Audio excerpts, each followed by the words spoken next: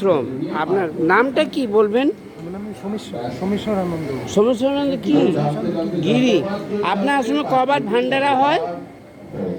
এমনি তিন বছরে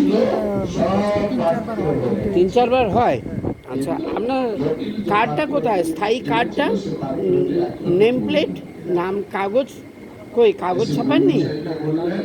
সে কি, আপনি এই লাইনে কত বছর ধরে আছেন?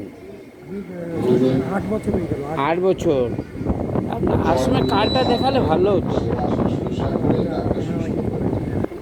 তারপরে কি করলে জটিলকে জিজ্ঞাসা করলেন, তুমি পাত্রটি কোথায় পেয়েছো? কোন জেলায় আশ্রমটা আপনার? ওটা হলো সাঁকরাইল, হাওড়াতে। সেখানে জঙ্গলে থাকে। রেলে এসছেন না বাসে এসছেন? ট্রেনে। ট্রেনে কত টাকা টিকিট নিল? টিকিট আমাদের লাগেনি। লাগেনি? টিকিট না কাটা কি ভালো বলুন?